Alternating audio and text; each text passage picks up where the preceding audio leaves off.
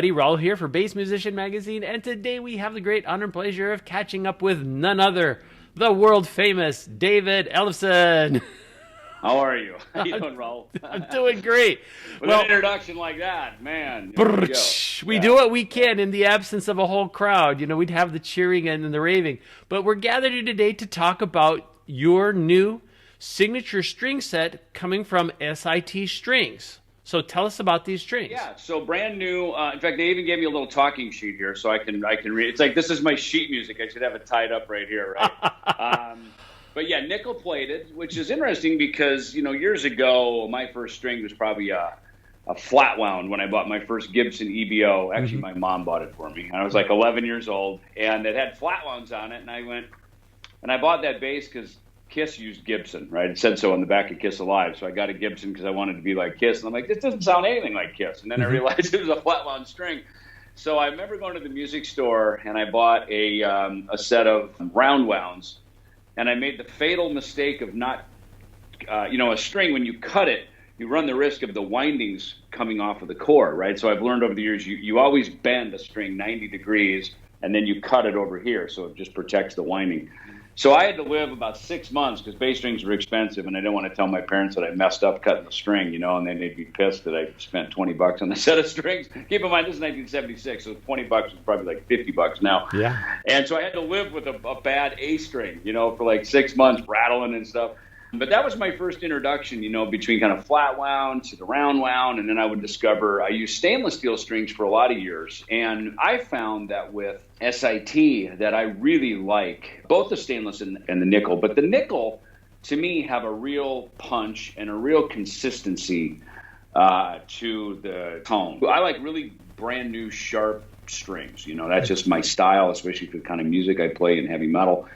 Hard rock stuff. I want the string, it's got to cut through a wall of Marshall guitars, get down inside the drums, so I like that. And, these strings, they were basically, SIT has a set called the RBs.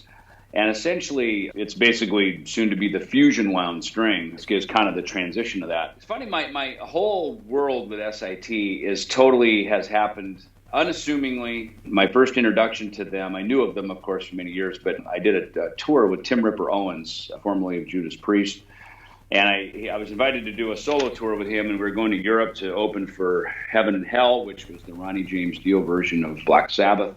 Wendy Dio was managing Tim, and we rehearsed in Akron, which is where SID is based. And they came and they just graciously threw a bunch of strings on the couch for us. Here, guys, take these to Europe with you. And I honestly put them in my bag thinking, well, these will be my sort of go-to if I run out of strings. These would be my last resort strings. And the funny thing is we did a show in Copenhagen at a little club called The Rock. And the next night we were playing a big outdoor festival called Sweden Rock. So I thought, well, I'll throw these SITs on. These will just kind of be my stepping stone strings so I can save my other ones for Sweden Rock tomorrow. And I remember playing the bass solo. Tim always had me do a bass solo. So I remember playing the bass solo in Denmark and just going, God, my bass sounds great tonight. And I just thought it was the room. Maybe it was the amp.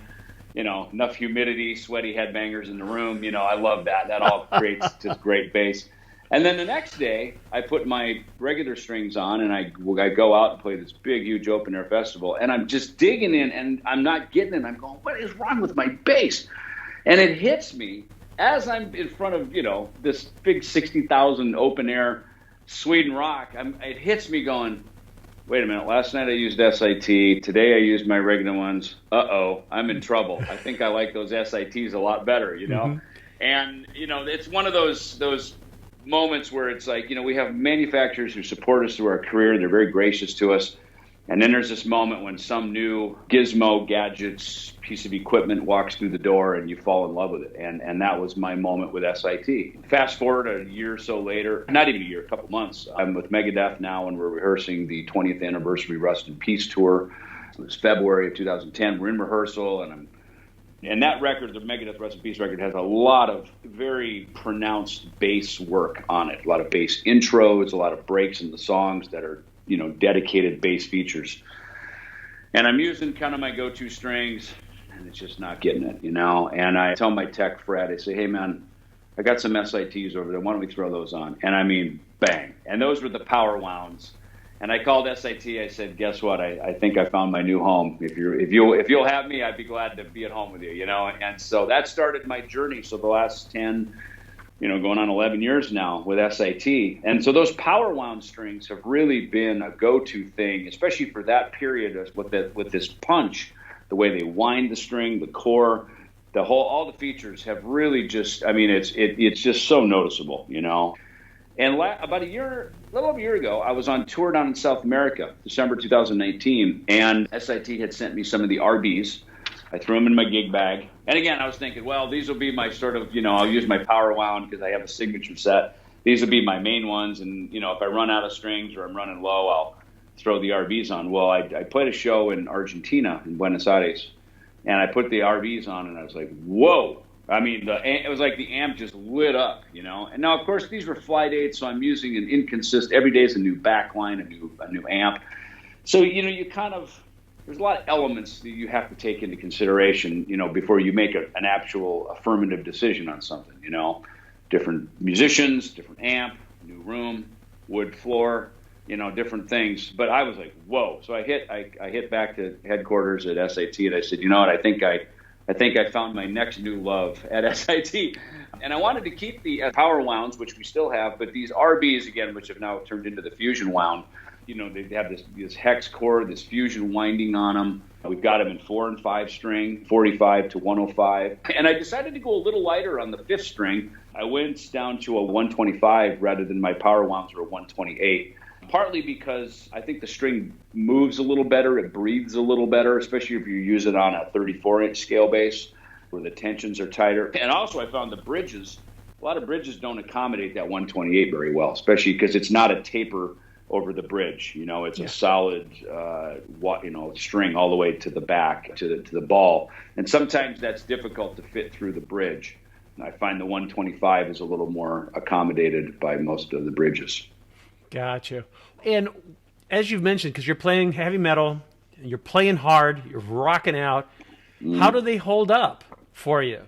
They're great. The thing that I like about them is the tension is proper. The tension is consistent across the set from the 4, and I often play 5 string.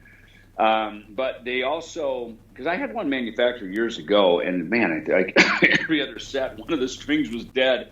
And I thought, look, great set, great brand, but it doesn't work. I got to have a consistency thing. So that's always important. And most strings are for the most part. But, because SIT had their own lathes, their own technologies, they're not just sort of a white labeled string, manufactured by another big manufacturer. They have their own technologies. And I think, it's funny, the name SIT, Stay in Tune. Initially I thought like, God, what, couldn't you come up with a better name than that? But I'm going, what is the feature of the string, right? So I thought about that. I said, okay, I love all these other things that I just talked about. But I thought, let me put it to the test, stay in tune. So I tune it up. And when I tune up, I always take the string like this, and I do this little thing where between my thumb and this finger, I just do a little nudge. I don't pull the string because I want the string to be at its best when I'm performing. Mm-hmm. So I go from the nut, or from the bridge all the way to the nut and back. Just a nice little gentle tug all the way down, just to kind of make sure the whole thing's kind of evened out. And I do it across all strings. And I tuned up one more time, and then I played. And then I went back and I tuned it, and I was like, son of a gun, they stay in tune. They did not go out of tune. And now there's a lot of things. Of course, did they get stuck on the nut? There's a lot of things, the mechanics of the bass, and there's things that go far beyond just the string. But I was like, man, across the board on all my basses, these things stay in tune. And, look, I'm a bass player. I'm not bending. I'm not doing a lot. I do a lot of featured parts, but I'm not out sort of doing all this, bending like a guitar player would with my work during a live show. But like you say, I put them to the test. I hit them hard. I bang them hard. I dig in. I'm a dig-in bass player. And these things, they stay in tune. And so I was like, well, I guess that's why they called the company Stay in Tune, because it's a fact. There you go. Yeah. Well, and it would be great if we could to hear a little bit of how they sound. I know this is Skype, so it won't be the best possible sound, but a little sound sample would be great.